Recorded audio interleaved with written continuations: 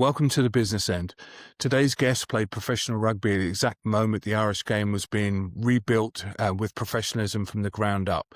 Shane Byrne played hooker for Leinster through the early years of full professionalism, retired at 36 after 2 years at Saracens. In 2005, he started 2 tests and came off the bench for the British and Irish Lions.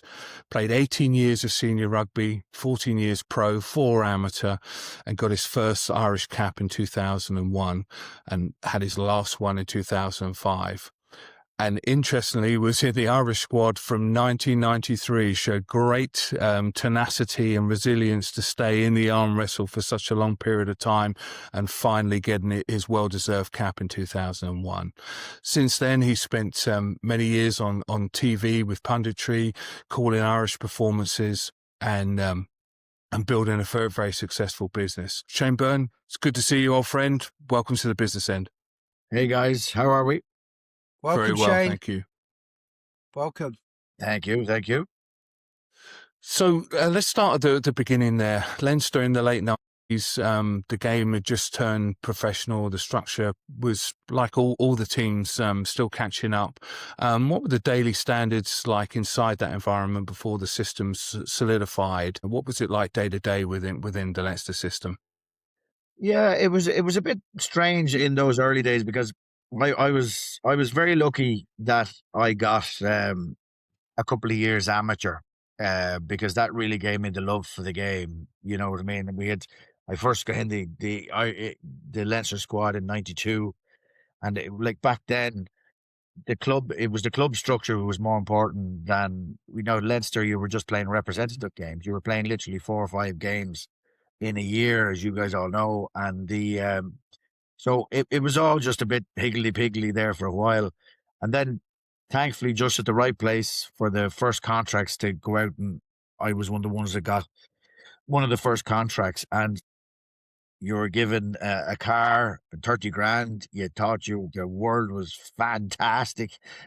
And you thought that, listen, this is absolute. Because I'm a mechanical engineer by trade.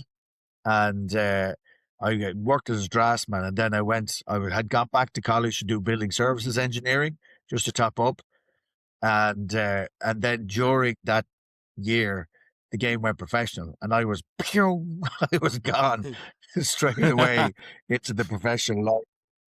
But the thing, I suppose, that the structures of what you're talking about, the way the game was, it literally at the very start, it was you were handed your sheet for the week.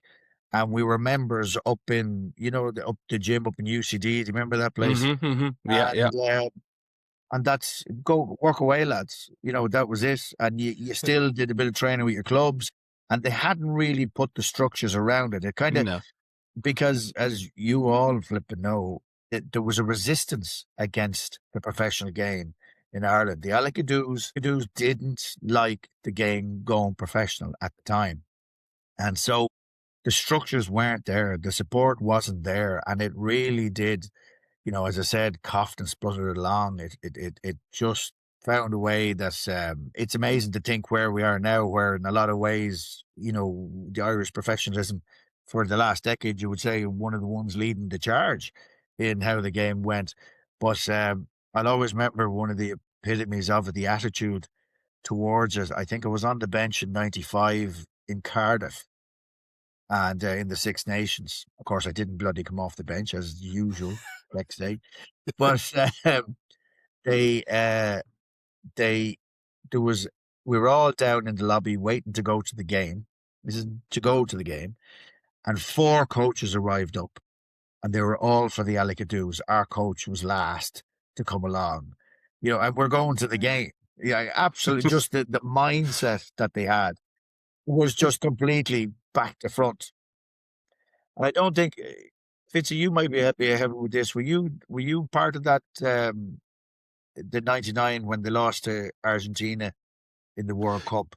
Well, thank you for bringing up that, Shane. Yes, I was on the bench that day. How very kind of you. But that was a watershed moment. Yes, that was that exact game was the moment that Ireland went, no, actually, this is wrong. What we're doing, we got to Yeah, fix it. And yeah, that exact game was the moment that the modern success that the Irish team have had. That was the moment that everything changed.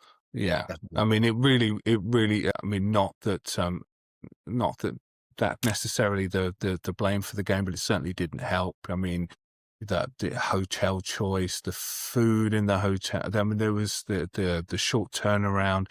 There were so many things, Yep. the simple fixes that you would take for granted today that could have made a difference there. Now, nothing to take away from the And they just didn't Argentinians bother. there. No, and that wasn't, I don't know, but I would say that a lot of that was out of the control of the coaching staff at the time. So there were many structural things that needed looking at, as you rightly identify, and did But over the next decade, and we were sort of bearing the fruit of that still today. it was the business end of it that was incorrect. Yes, You yes, know what I mean? You could only work with what you could work with on the pitch. And yes, yes, the players were getting better and getting more into it. But it was the whole background scene. It was all the setup that you would say the business end of it yeah, yeah. was all incorrect. And to be fair, to be kind, both on and off the pitch, it was still being worked out as it went along, and that wasn't just in Ireland; that was everywhere. I mean, Liam and I often laugh at, in different environments. You'd be talking to mates that you knew from representative, or you'd grown up with. What are you guys doing? How are you doing it? It's like, well, that sounds Yeah. like a good idea. I'll mention that to coach. And it was, if people would just, it was on the back of a fag packet. How the season, how the week, how a cup cycle was going to be organised. It really was random. Yeah. Who was the catalyst for that change, guys, to say, right, enough's enough after that game against Argentina? Was it the players or was it? A lot of it was player driven, and there was a transition, and about a season later that Gatland was replaced by Eddie O'Sullivan, which I think there was a bit of a coup, and I think that was part of it. And Eddie, when he came in, just cleaned out the structures, selection committees, and everything like that were gone, and the back staff, so everything sat with him. So he lived and died by how it all went, and it just slowly but surely started to pay dividends. Yeah, and I think also at that particular time you had the like a Liam Hennessy coming into the system as well, Brilliant. was hand in glove and did so much for the conditioning of the Irish players. I mean, you look at how the team and the provinces perform now. I mean, they're world class in that S&C realm, and that foundation was built and structures were put in place by Liam and Eddie and topped up by others over the last sort of 20 odd years. And then you had like obviously the Southern Hemisphere had been unofficially professional way ahead of us, and a few people coming up from there. And then also the rugby league fitness guys came across quite a bit, Mike Ford and guys like that, and brought in, like, because obviously they've been professional for forever, and great positive results with us. Yeah, As Fitzy, you were saying that, like, it was the conditioning of the players changed completely. yeah. So, I mean, going on to, when you're in the Ireland squad, obviously then towards the latter half of your Irish career, you had Rory Best coming through and Jerry Flannery. Everyone talks about like competition is good for the squad for results. But do you think there's ever a time where competition gets too much and it could fracture the squad or players? No, because competition's healthy, as we all know. That's exactly, how the whole thing is driven. It's not talked about too much because you just get on with it. Like I would have competed like so many different hookers all the way through the 90s, and Keith Wood was there as well. And when you were competing against Keith, you weren't competing against just the player, which he was a fantastic player, but you were competing against the aura of Keith Wood. And so you just had to find a way to get better at the one or two things he mightn't have been fantastic at. and but that drives you. That makes us. I find that very, very healthy. It you could take it in little micro things like the Lions in '05. Like it's fantastic getting on the lines and being there and I'll always remember been they said to us um when you got there, you said, as of this moment when you landed, you're a Lion now for the rest of your life, and that can never be taken away from you, which is an absolutely, it's a real holy shit. Yeah, okay. But the second that does, and you guys understand this, the second you're there, it's not good enough just to be there. You have to get on that Lions test starting team. You want to go for that, and you look for ways of what you need to do and what you need to achieve to get on that test side. And that's, that bubbles right the way down to all professional sides, is that the ambition to better yourself, and by bettering yourself, you get more opportunity, and so that you are ready when opportunity knocks. I mean, how do you think you can create that competitive environment in business, Shane? Obviously, you're in business now, Yeah, and do yeah, you no, use some of well, that? it was a bit of a strange transition for me, because I went back straight. I'm originally in the waste management business, and I went back in as MD of the company. My dad had set the company up 30 years before, and it was very strange transition in the sense that in rugby, everybody has the exact same goal in mind, is winning and success and bettering yourself and becoming that. Whereas in the real world, people aren't necessarily like that. That's why we were lucky enough to play the rugby we played, because we did think that way. We were, surrounded by people who thought the exact same way we did, and everybody wanted to succeed. Where you get some people that are just there for the paycheck, and they're quite happy to just go through the day and nothing, stick their nose out. So you've got to. It took me a little bit of time to realize that, and then you've got to really start getting in among the people and learning what is the things that pushes their buttons, gets them going. Reward is essential. You have to make them think that there is some sort of goal to go for, that there's something there, that if I step a little bit, do a little bit more, I get X, Y, and Z. And like whether that's in the pay packet, or whether that's, even simple just going up and saying, recognizing the fact that you did well and saying it to someone, it's little small things like that.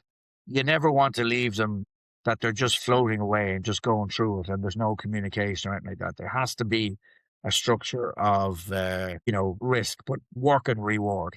So there has to Yeah. be something there like that. And I mean, the competition is one thing. What's always impressed me about you, Shane, is the resilience. I mean, as you said, I mean, it's quite an incredible journey, with obviously the Lions being at the apex of the career journey. But to be in that Irish squad from '93 and in and out, and staying in that arm wrestle almost 8 years, almost a decade there, until winning your first cap. It was 8 years. Trust me, I was counting the fucking minutes. Yeah, well, I remember us rooming and you joking about how many times you'd been on the bench and not gotten an opportunity, and and I was so happy for you. I was there. Obviously, we played together on your first cap against Romania. I was so happy when you obviously not as happy as you, but very, very happy for you to, to have been through that and to have such great resilience to stay in there, to keep working on yourself, to keep competing, to keep coming back again and again and again. And, it shows a real mark of you as an individual. I mean, that can't have been easy. And yet, from that one first cap, it just skyrocketed for you. Yeah, well, you might call it. Thanks for that. Thank you for those kind words. It's probably belligerence is more the way I would have put it. But look, the career was kind of a strange one in the sense that it took off very quickly for me. I was late into rugby. It was only that I went to school up in Dublin in Blackrock and introduced to the game, and I was terrible. I was really bad. I couldn't get my head around it at all. Coming from a Gaelic and hurling background, it took me forever. And then it eventually, the penny dropped about 17, but when it dropped, it really dropped. I know you can't tell from my live physique now, but I used to be a sprinter. So that was a good help for a front rower as well. So, as we all know. And so it rocketed up. I got in with Leinster, got into the Irish squad, was on the tour in 94 to Australia, World Cup in 95, as a couple of times, sat in the Six Nations on the bench all the time there. Dropped twice by Noisy Murphy out of the squad for not getting my haircut. So, Really? Yeah, twice. Yeah. Really? After the World Cup in 95, or no, was it? Yeah, the World Cup in 95 was the first time that he said, "Well done, great tour, get your haircut." And I was like, "Oh, why did you get me a haircut?" And gone out of the squad. Wilderness of the A teams for a while, back in. Sat in 97 Wales on the bench again. Well done, get your haircut. No. So gone out again. So just getting leapfrogged by anyone that was there. And yeah, like obviously towards the end of the 90s when I'd gone 6-7 years, like playing with Leinster all the time. Yeah. And but never getting that one cap. I became a little bit obsessed, a little bit absolutely madly driven about it. And I have to say, towards the end of the 90s, I probably was thinking, why the hell didn't I just cut my hair? Wouldn't that have been more sensible altogether? But I had a watershed moment, and this probably is a decent thing for where the I suppose the mindset, the drive, and that has always helped me in business as well. Is I had a conversation. We were learning to throw. Do you remember throwing? Everyone used to throw one-handed. Yeah. And I was a reasonably good one-handed thrower. And then they made us go two-handed because it came up from the Southern Hemisphere. And I remember trying to teach myself to throw the ball, and I was in Blackrock with a bag of balls against the post, trying to figure it out. And an old Grizzly coach that we had called Joe Mack, he coached us on the 19s and the first year senior, just one of those old school warriors. He was a number 8, and he'd left teeth and fingernails and hair all over the place over his playing career. One of those guys. And I was genuinely thinking of quitting the game. Like as you said, and thank you for your kind words. But the will was starting to ebb a bit. It was I just couldn't keep doing it, and I'm just getting, in my view, never getting picked, always getting leapfrogged by someone else. Woe is me kind of stuff. And then he said to me, "What's the one thing that you want?"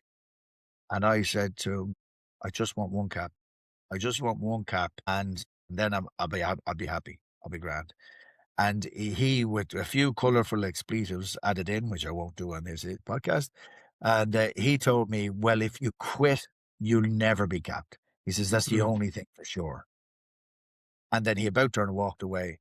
And that was about, I think it was actually during that 99 World Cup that happened, and watching what was going on and the guys who were there ahead of me and stuff like that. And then it just clicked in my head to, look, I changed my attitude, and I just went, right, I'm going to make myself the best I can possibly be for the case that if opportunity knocks, I'll be ready. So I did. I went away. I changed fitness, did everything, got myself ready, and thankfully, it was 13 months later, opportunity knocked with you over in the glamour fixture. There was Romania away at the time, and finally got onto the bench, or got on the bench, got onto the pitch in the second half. And sure, listen, it was fantastic. And me being me, by the way, I don't know if you remember this, Fitzy. Mullers, it was my stag. I was getting married 6 days later, and I Yes. were having my stag while we were playing the game and stuff like that. There were about 30 of my pals over there on the absolute tear. And we were so like, I don't do things normally, but but yeah, look, I was a lucky man that Joe Mack was there that day to get me to cop on, and I refocused, and then thankfully between 2001 and 2005, I managed to squeeze in what I did in my career. But that was it. There were just 4 seasons. There was nothing else. It was gone. Yeah, hell of a journey. So let's talk about the apex of your career, the Lions 2000 of storied team to be selected for, full of players that are at the top of their game. How does it feel when the test squad's announced? I mean, you started 2, came off the bench for 1 during that series. But can you walk us through the atmosphere when the first test side's announced and half of the squad, who are to a man all brilliant players, aren't selected?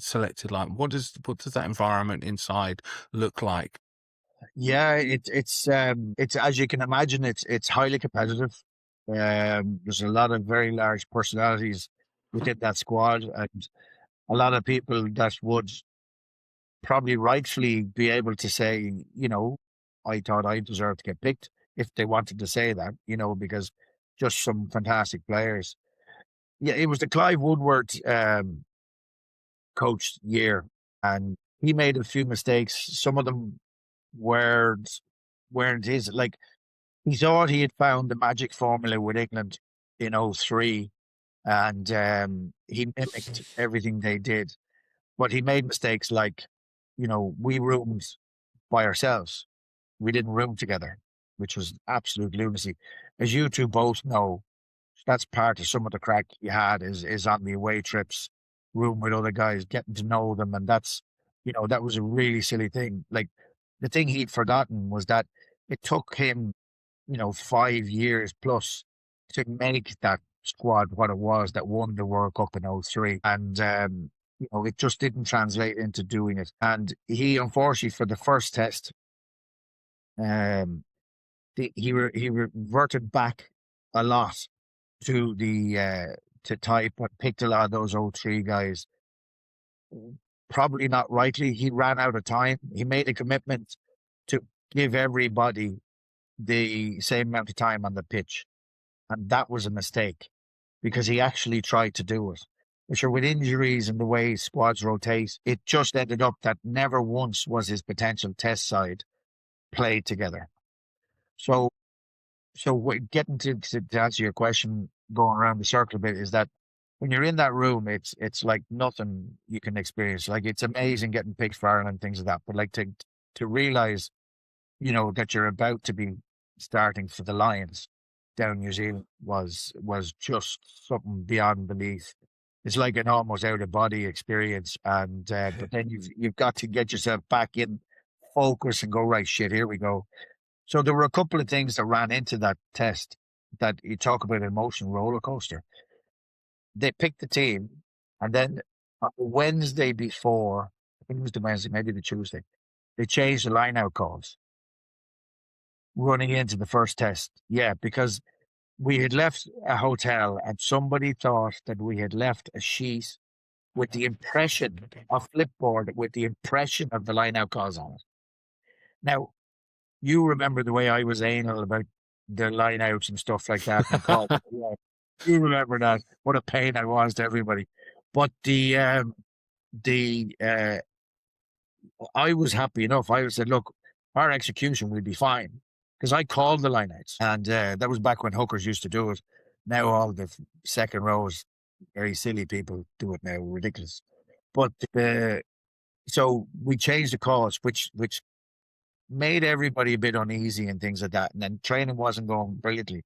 And then, of course, we went into the first test. Brian Driscoll dislocated his shoulder in the first minute. And then the first line out, I think it was the first line out, I remember calling the call in the line out. And I'm looking at the guy who's ultimately going to get the ball. And I know he doesn't know he's going to get the ball.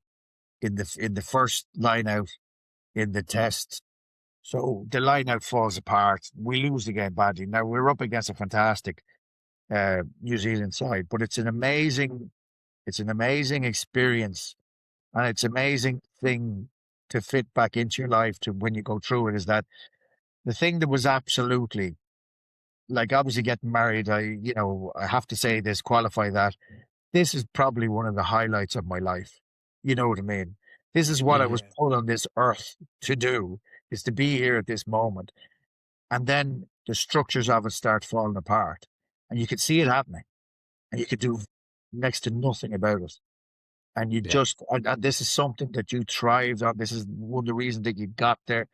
And it's just starting to fall apart. So for a thing that was the absolute ultimate high of what you could possibly want to achieve, for it to become the lowest of the low and to crawl back out of that space after that, was pretty bloody hard, I have to say. But, maybe the belligerence, as I called it, getting me to that spot from the 90s, it might have helped because it was just, you just had to get hours. And Yeah. you've got to take those knocks, you got to roll with them. And thankfully, I was put on the bench for the next test, and then I started the third test to get myself back in shape for that. It's still something that it's a bit like I'm aware I'm a line, obviously, but I don't have any jerseys up or anything like that, which is a shame. I haven't. Would you believe what are we, 1,000 years retired now or something? We're that old, but it hasn't settled here. That's I can look back to it and go, no, geez, it was great. Parts Yeah. of it there wasn't. Well, and for those that are listening that haven't been to the top of the mountain, so to speak, those line-out calls are not simple things. The whole No. structure is very complicated because you've got people breaking those codes during the game, or Yeah. reading lips, watching movement, looking for patterns. So they're very, very complicated, and at that top of the game, to change that on match week for the first test, to add in all that extra pressure for you, for the lifters, for the jumpers, that's no small thing. And that's it's the most important set piece in terms of percentage. Yeah. And there's massive complicated. Like you would have 5 or 6 different line out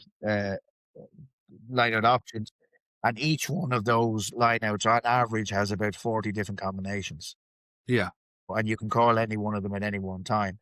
But the problem that I had, I suppose, mentally is that, or the way of focusing through it is that it was my responsibility. Mm-hmm. So no matter what happened, that was part of the thing that I was in charge of. Mm-hmm. So I had to just take full responsibility for what had happened. Only one other time in my whole career do I remember a line out just dysfunctioning like that. It was absolutely nightmare stuff. But you just gotta get on with it. And unfortunately, then again, you were in a situation where you're rooming on your own. And the old fucking demons in your head, like, oh, geez, how could you mulling things over? Yeah. But you've got to just start writing things down and start going through it, and just put yourself in a situation where you're putting the boots on tomorrow and you're training again and you're competing again to get on that test team. And that's it. Yeah. You just get on with it. So, I mean, there's a number of points. Firstly, what's it like when you're in the changing room and you put on that Lions shirt running out against New Zealand? How do you feel? Oh, it's amazing. It's absolutely amazing. Yeah. I have to say I did one of the little stupid little things. What you take the mickey out of someone else doing it. Is that like going to Jack's probably for the last time, whatever, and we had done the getting changed, and I come back in, and then you put the jersey on. So that's the first time you put it on, obviously, and that's like it's like a switch. Like you're just like, okay, this is brilliant. And then I remember as I was walking back from the Jacks, I walked past the mirror. I was like, look at that. It's like, really, really, here we go. That was absolutely fantastic. What an experience. Like, listen, I was lucky enough. Our first game was in Cardiff, so we were the first set to get the jersey on us for the tour.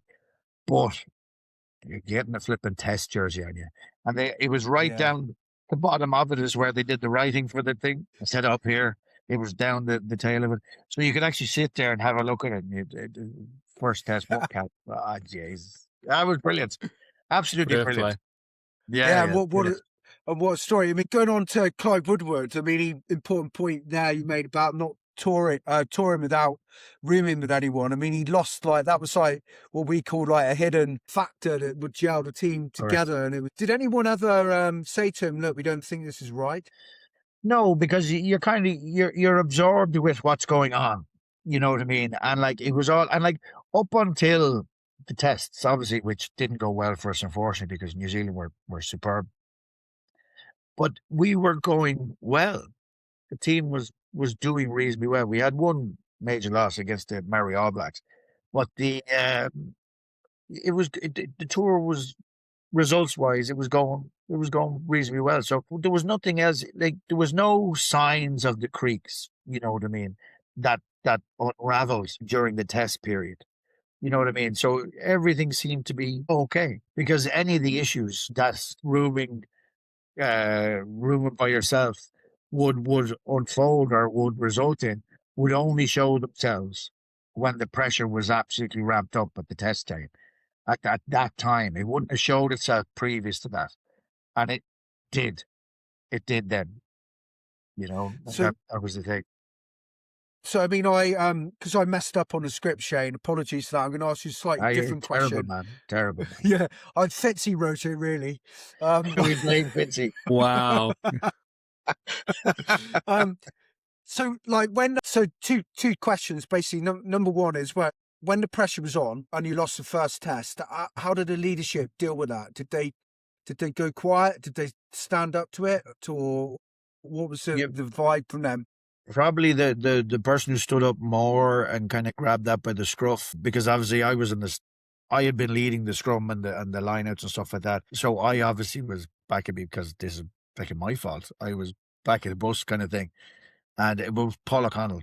It was the first time you probably saw what Paul O'Connell became.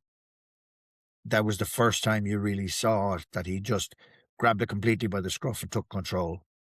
And it worked, you know what I mean, to the degree. And like we all know what he became, and you know, the amazing line legend that he is. But that was the first time. It was really impressive. You know, you needed guys like that just to stand up and just go, right, you know, we gotta just get past this and start resolving the issues that happen, start recognizing them, as opposed to blaming. You know, just start fixing and making things better. So, and on lineouts, like everyone, like for those who don't play hooker, I mean, throwing the ball in on a big lineout, how'd you deal with the pressure when you know stakes are so high? Trust in the process. I've always, lineouts, you know, should be simple enough. Like, you know, when I'm throwing the ball, my aim is to miss the opposition. That's it. You know, like you throw it to where they're not.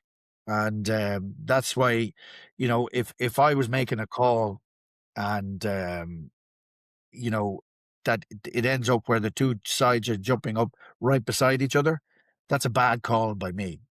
I shouldn't, you know, they can't cover everywhere.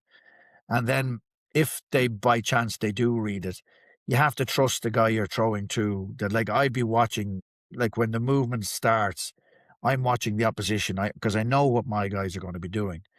So I know, let's say there's a ball at the very tail, and they've read it, and they're competing as well.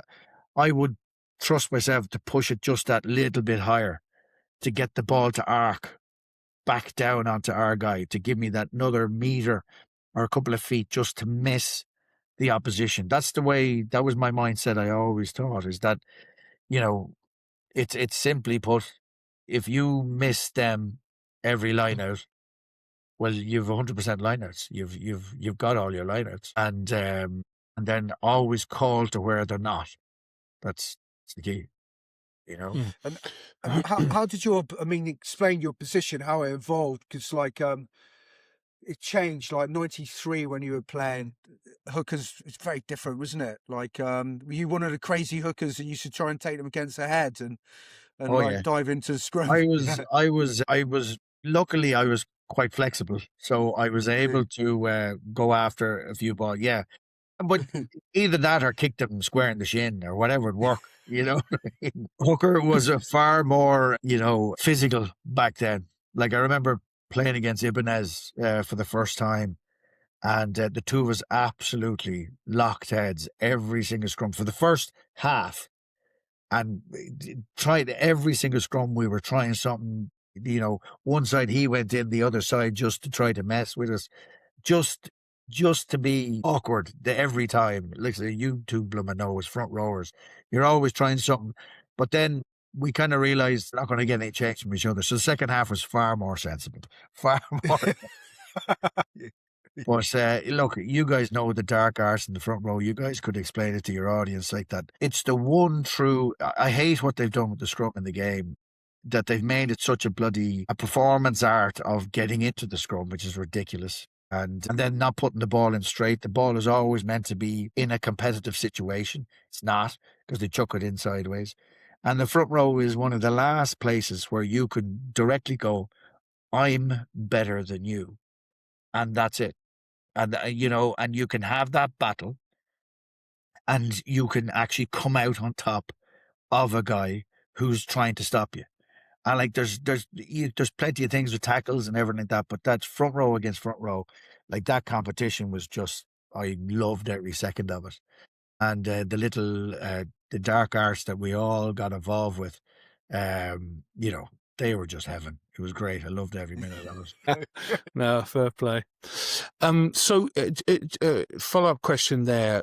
Did you have or did you develop over the course of your career a routine to settle yourself? So, I mean, as for those that aren't aficionados with the game, obviously, you're running around, the ball's in open play, and then it gets comes to a line out. You run over, you've got the ball, your heart's pumping through your chest, you're fatigued. Yeah. Did you have a routine to settle yourself mentally and physically before you threw the ball in? And can you delve into that? Not directly, I suppose, because you practice like, you train like you play as well as that. Like, so the situations you're training where you have to pick up a ball and get it down. And so it's probably wiping the ball. The only things I would have always done the same is that my hand was on the exact same position on the ball every time. Exact same position. I don't get these hookers that are, they're flipping the ball in their hands before they throw the ball. I think that's bananas, because like it's every single bit of contact on the ball until it leaves there, you can affect the ball. So when you're watching, you see the modern, this is getting a bit technical now. So modern throwers are fantastic accuracy. They throw flat to a point which is fantastic. They could hit a fly going up a wall, absolutely fantastic with accuracy. I don't throw like that. I threw an arc to miss, as I say, any competition that was in front, and I would get the ball to drop onto my guy. That was the way I threw. I would throw that flat one if I saw they weren't lifting or anything like that. So to me, you get familiar with one position on the ball so that that, like, if you're throwing it up and you're seeing them shit, as I said to you earlier, they've read it. Until you let go, that you can push that ball another little bit to get it to rise that little bit higher, to give your guy an opportunity, because they would know, like Mal O'Kelly was one of the best operators at it. He knew if they had read it that he would lean back in his jump, and because I would deliver it that little bit higher and let it die back there. So to me, that's probably it. But where sometimes, you're harshing him out, but like it's just the simple things that you would just lock it in, calm down, throw the ball, and then away you go again. It's just trusting the process. Well, I think that's a huge one for the audience to take as well. Obviously, you're doing it in a sporting context, but before a business leader is delivering a keynote or a sales pitch or whatever, having that routine, going back to the basics so you're able to settle yourself and deliver that pitch or that speech or whatever it is hugely, hugely important. Yeah. Trust the process. You've done it before. Exactly. So you mentioned set piece being built on trust, and individuals within a set piece going against each other and competing in that arena in a stakes test match. What does it feel, and how do you as a leader overcome that situation when something's going wrong? We talked about the calling system, maybe a front rower's getting beaten by his one-on-one matchup. What is your process? How do you take charge as a leader when it's starting to fall apart?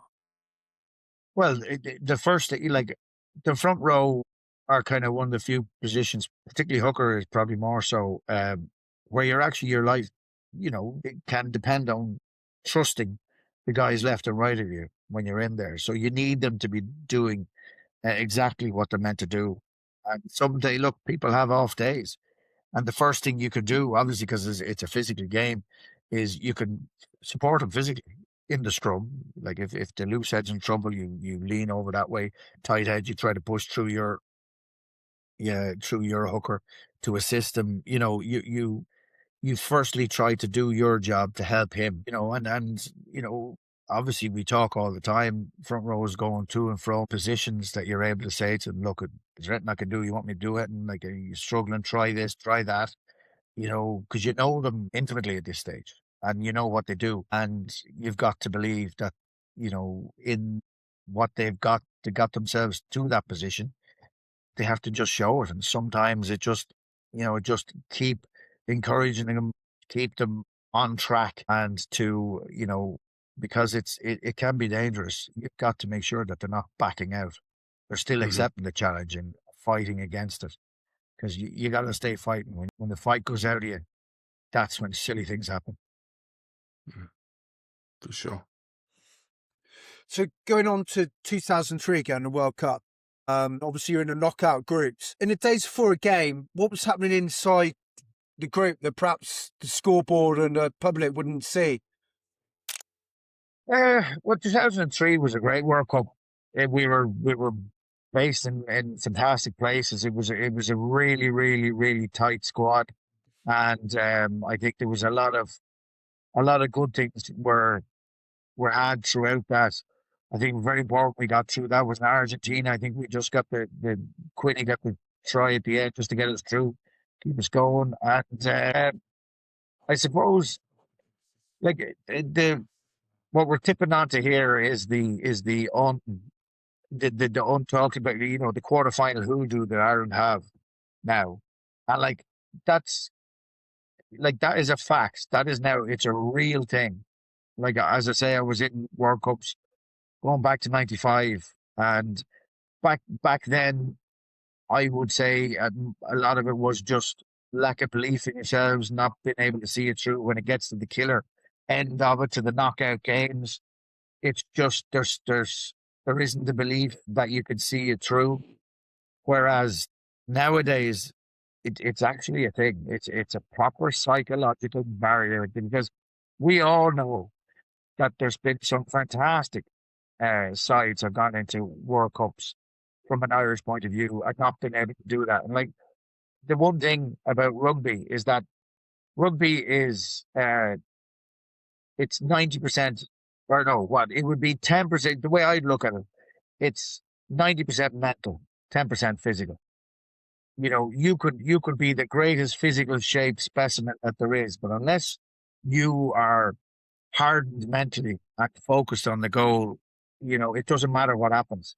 And so that ends up flipping on the other way, is when you reach the situations like the quarterfinal has been, there's a luggage already there that you mentally have to deal with. And to this point, in all the years since '87, since the World Cup started, we haven't been able to cross that barrier. It's a real thing now at this point. And it's totally mental. It's all here. There's nothing more to it. And it's just something that at some point it'll happen. Some point it'll happen. and probably unexpectedly. But when we do, God knows what will happen after that. We won't get too carried away there. But the simple fact is that it is rugby. Like everybody is so aware of the physicality of the game and so aware of the athletes that they are.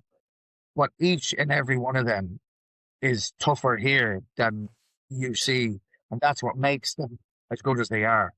But that's why the barrier, like the quarterfinal, that's a mental thing that they have to get over at some point.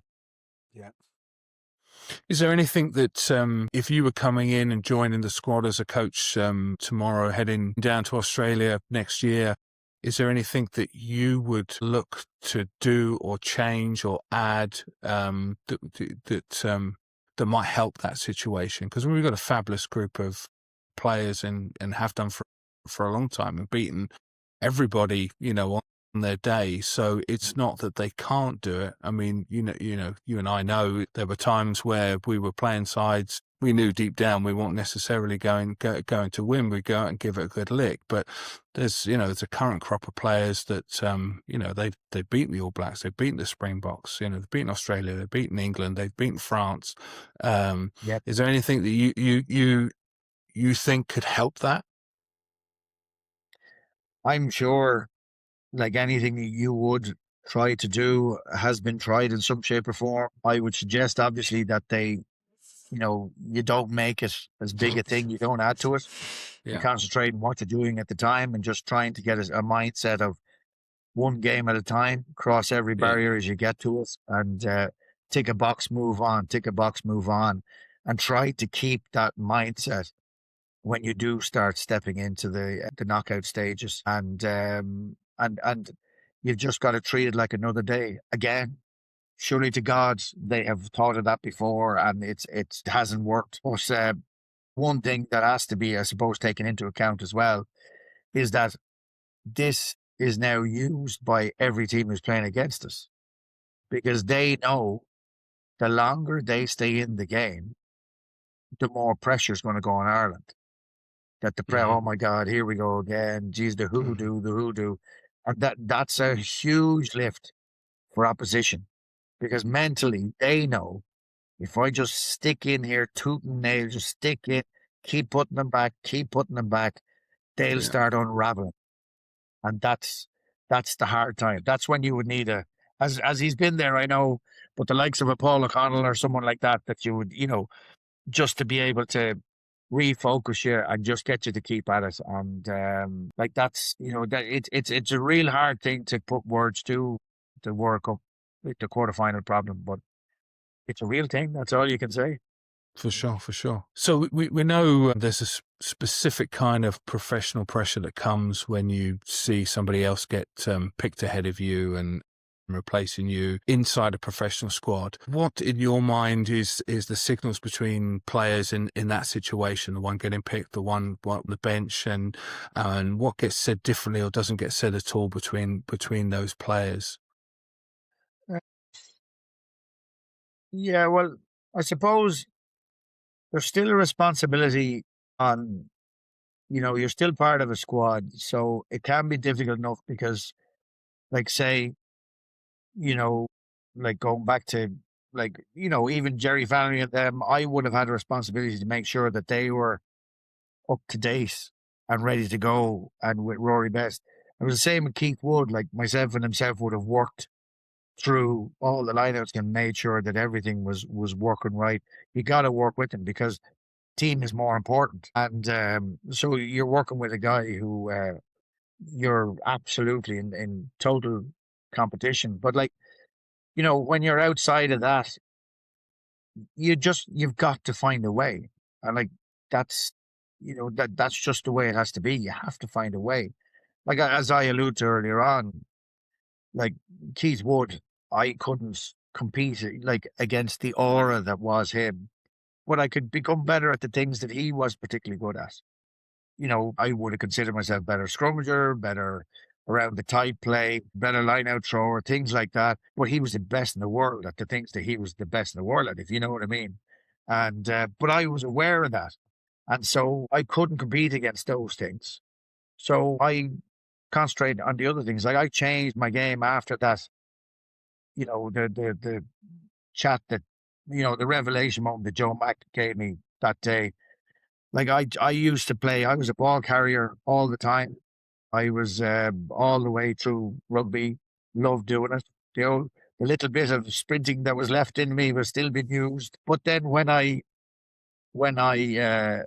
changed tact, I stopped doing that completely because I realized it didn't need me to do it. So I became a work rate player, just going out there, hitting rucks, clearing and facilitating all of these other people who were going to do the running, who were going to do all the hard work, with the ball in hands. I was going to facilitate that. My stats for hitting rucks, clearing rucks, tackling, they were going to go through the roof. For accuracy at the line out, for scrum time, for everything like that that I could influence, I would make sure that my stats were right up there. The little things that I would work on, my fitness level, I had to be either in my position the best or the second best. That's it. There was no other option.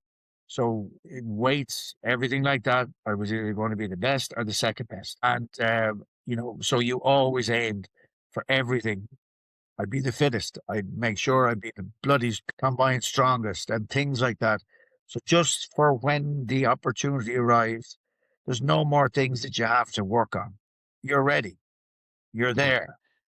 And thankfully, it did happen. I was lucky enough that it did happen. You made your luck, and fair play. It's a great Yeah. mindset shift change. Looking at it from a business lens, and we touched upon this earlier. You have that team ethos within high performance teams. What would you say as or how have you approached this as a business leader? Obviously, if you've got two people not necessarily competing directly against each other in sales or whatever but there is that indirect competition. How do you keep that, or how do you create that team atmosphere within a business context? Well, again, remember, like businesses are still the same as rugby. It's still goal set. You know what I mean? So if you set a structure up that the people at the top are setting goals, setting attainable goals, setting things that people can go and reach for, and then that information is filtered right the way back down and rewarded for. That's the way to do it. Like, you can't have a section of your business that doesn't have a clue what the intentions are, where the company is going. You can't have that.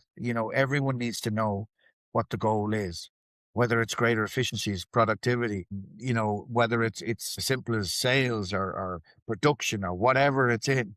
You got to make sure that there's as close as you can get to a common theme that everybody is working for. Now, as we said earlier on, people react to that differently. Some people are motivated way more and ambitious than others. Other people, they're in their job and they've no interest in going up the ladder. But you just got to make sure that they're as motivated. If just pay packet is just a little bit higher than someone else's, that could be all they want. Another few shillings in the pocket. That's all they want. Leave me be. I'll stay where I am. And just that you're rewarding him for doing what he's doing is exactly what you want, Yeah, any light bulb moments and thought, well, this is time's up? Yeah, no. It wasn't a happy retirement for me. Unfortunately, because everything had happened very late in my career. What's the best way of putting this? The best professional player I considered that I was the last professional game I played. And I thought I had still a hell of a lot to give, even though I was 36. But like I thankfully, touch wood, didn't get injured a lot. So I was in great shape and everything, as far as I was concerned, was good. But I had a family, I suppose, to get to know. I had a business back here to run, and I had to take a steer and go, right, no, listen, I got to go this direction. But it left I didn't want to stop playing. And but it was just life got in the way. Like I never wanted to. Like I was over in Saracens, and I never wanted to leave Leinster. That was an argument with the IRFU. They gave me a absolutely farce of a contract offer, and so leaving Leinster was an absolute nightmare for me. So, uh, I suppose the way you put it, and you guys probably realize this in a way as well, is that like I was lucky enough that I had business and stuff that I could go back into, but I still like what I was put on this earth to do was play rugby. That's the way I was thinking, and still do. And it's gone, and you never get it back. I as Fitzy was giving out to me about, I'm still playing stupid games, and I still have that love for the game that I always had. Yeah, but the one thing, the way I wanted to play the game, it was gone. It was gone, and the minute you step away, you can't get it back. It's gone. Yeah. So I mimicked all the steps up that I took. I made a promise that I'd take all the steps back down. So I did. I went back and played Blackrock, then went back and played my local club in Arklow. And yeah, just really unraveled out of the game in that respect, but not the way I would have liked it. I would have thought I would have liked to have given more to the game, but it wasn't to be. And I certainly can't complain, for the love of God. You know what I mean? I'm very lucky what I did achieve. And what is it the most you miss about the game?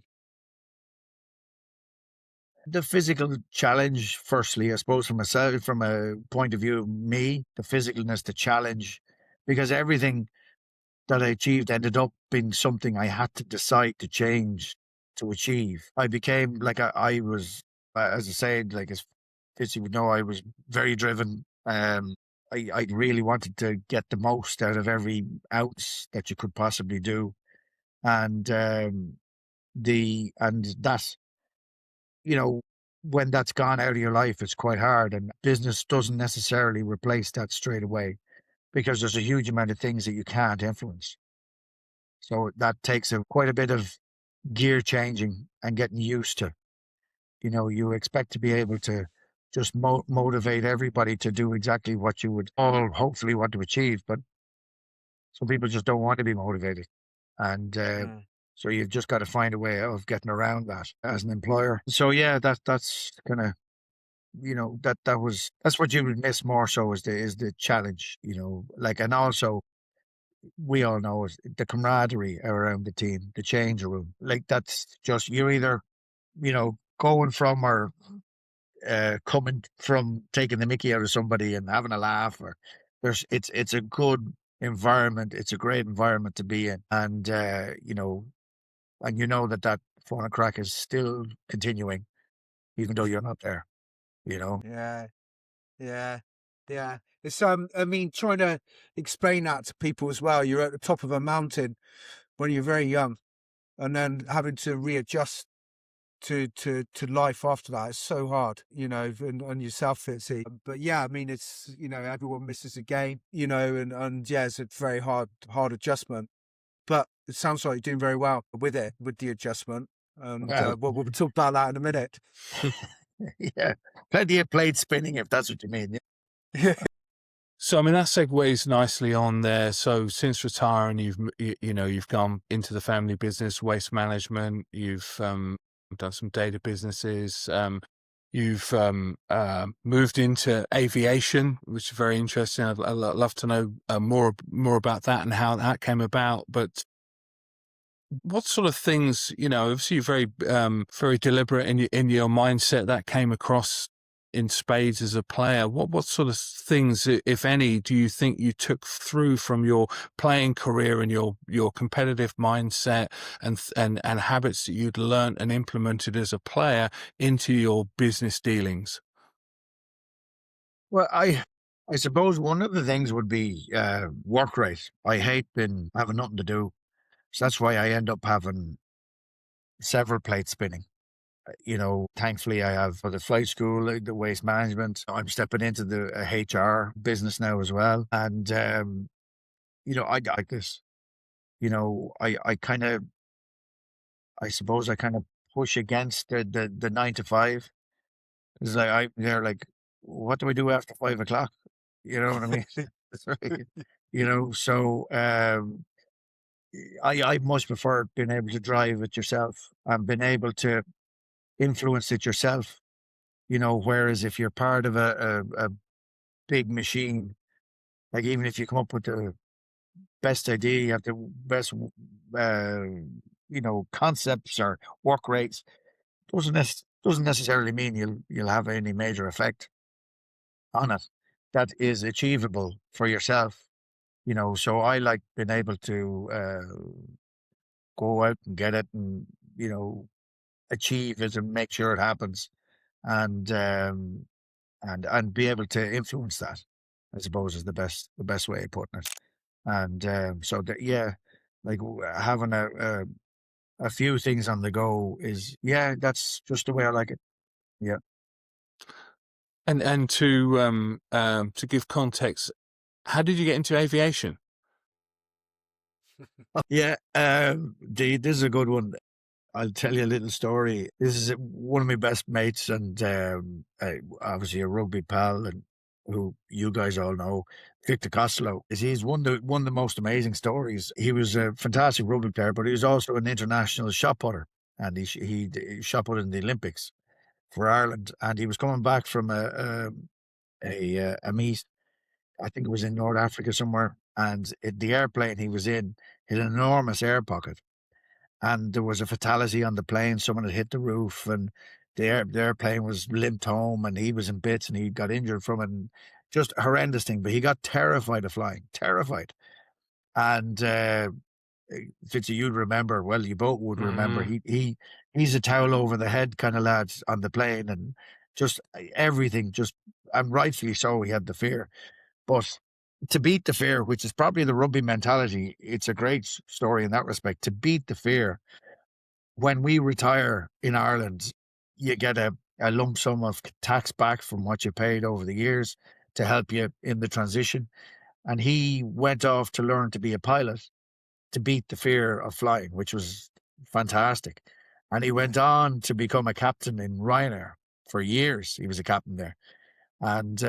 And then work life through his wife is very high up in the reassurance world, and it brought him to New York. So they ended up living in New York for a while, and Victor heard of this airport down in Florida he had this idea for a flight school, and went down, checked it out, and I helped him put it together and gathered the team of people around him, and yeah, we now have a flight school in Florida. So, and Brilliant. we're just now, like, we're branching into, like, the flight school is absolutely, excuse the pun, it's flying. And but we've now got the sole rights to develop the airport as a huge airport. So yeah, it's an exciting time ahead, and stepping into sections of the business world that I'm unfamiliar with, but finding our way through it and enjoying every second of it. Yeah. Good luck to you New both. challenge. Absolutely. How did he conquer that fear? I mean, we remember him, don't we? We would go to France, and he was really bad flyer, like as you say, towel over the head. How did he? It's a remarkable story. Head on. But head on. He literally just signed into a flight school. It was over in Florida is where he went over, and he literally walked up to the door and went, "Okay, I want to learn how to fly." And he told him he's bloody terrified of flying. And so they nursed him into it. Like the first day he was on a bloody plane, and he said he was lighter, let's just say, getting out of the plane. But it's an amazing story. Like, yeah, it's a great example, even in the business life, is things that scare you don't necessarily mean that they're a bad thing. Go head on, you meet a head on, and you make something good of it. And that's what he did. And to be a captain for a decade in Ryanair was absolutely superb. Outstanding. So, last question before we go on to the quick fire. Oh, yeah. Dancing with the Stars. Oh, thanks. Yeah. What did that teach you? Obviously you're exposed and you don't have a team around you. What did you learn from that? from doing that. Yeah, well, no, Sure. listen, it was great fun. I've done an awful lot of stupid things for charities over the years. I've done the singing contests. I've done, you name it. I've done them all. The cooking. I've been on everything. But the dancing was the well. There's two things. You get an appreciation of what the dancers are. My God, they're proper athletes. They're incredible. Yeah. Absolutely. Like, it's 4 or 5 hours every day without fail doing it. But yeah, no, it's more just, again, you practice, practice, practice, and then when, like, I tried when I retired from rugby, I tried everything to get the buzz back. I tried boxing, I tried triathlons, adventure racing, you name it, everything. Nothing could give me the buzz back as we had going onto a pitch or anything like that. But the flipping dancing, I tell you, was damn close to it. Yeah. Because you're absolutely, you know, I won't say shitting yourself, but like, you realize that the only way you can get this is that if you're in control of the situation, because if you muck up, it's live, it's completely live. And if you muck up, you're really mucking up. So you've got to make sure and trust yourself that you can get through it. And the pros you're dancing with are absolutely amazing. But, when you'd finish one of the dances and it went well, there was a buzz there that was familiar. That you were back up. Yeah, geez, that was great. So it was amazing experience. Amazing experience. Yeah, nerve wracking and everything like that. But you've just gone to lock back into where you've been before and just trust that you've done enough work over the week to get it done. As you get plenty of stick from the lads, Shane, for doing it Oh, when you're for on. God's sake, stop, nonstop.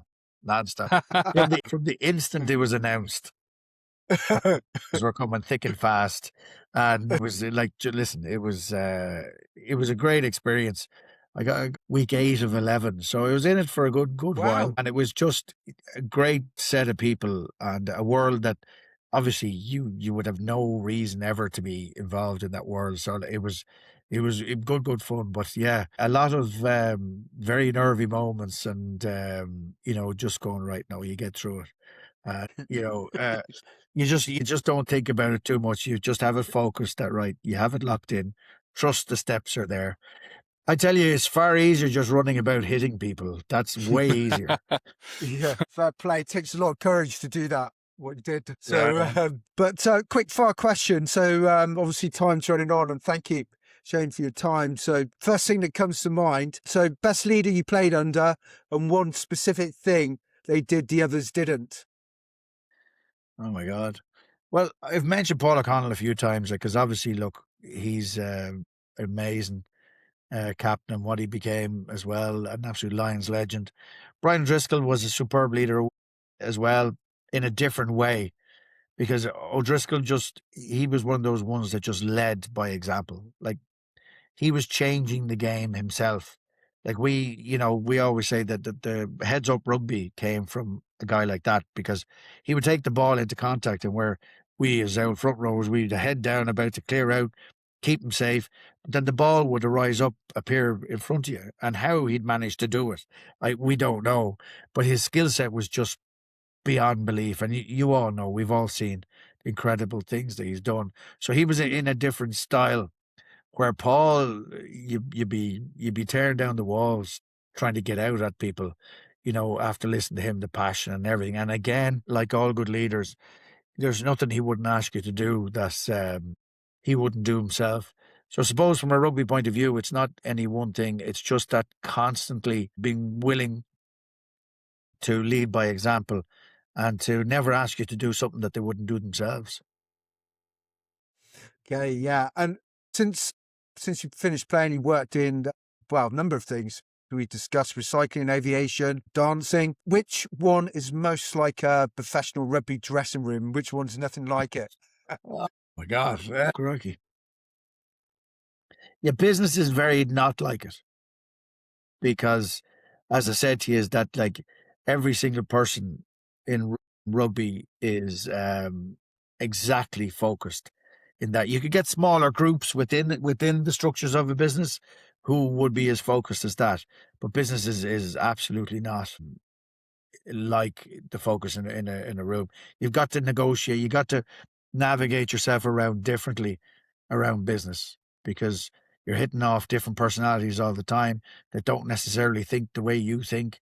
So you've got to find a way around them and got to massage them and find what pushes their buttons and hopefully get them motivated. Jesus, you're not going to make me say flipping dancing is the closest thing. Well, you said it earlier. Yeah, well, look, they are, I have to say, the hat is off to, as I said to you, the professional dancers. They're amazing. And like the camaraderie I see around them and how close knit they are would be very close to it. And us as big out lumps just jumping around the place in the dance floor. You only step into it. But yeah, I'd have to say that look, it was the one thing that I definitely said that, like, the buzz that I hadn't experienced since I left the professional game, was touched off again, which was nice. Yeah. Yeah, brilliant. And Dancing with the Stars, you got a score. Judges gave you a score. Did you ever think they got the score wrong and why they were wrong? Every time. Yeah, no, listen, absolutely. Like, because it's an entertainment program as much as anything, there's some baddie good judges and everything like that. And they make opinions and they just run with it. And like, I knew what they were putting up was rubbish. And then days when you mightn't have quietly been as good and they gave you more than you probably deserved. So on the whole, I probably just shut up about that one and just take what I was saying. So last question, and I've got to be completely honest. You shared a front row with Fitzy for Ireland. Yeah. One honest sentence about what it was like to pack down with Fitzy, and he's not allowed to edit it as well, Shane. Are you Safe. sure about that? It was safe. That's what you want from your hooker, someone who's going to be there when you need him. So yeah, I felt safe with Fitzy. Good. I'll take that. So do I. Shane, this has been a great conversation, direct, honest, insightful, really, really interesting. Thank you so much for sharing your time and your insight. It's been great having you on the business end. Thank you, mate. Thank you, No Shane. worries, guys. Great seeing you again. Thank you.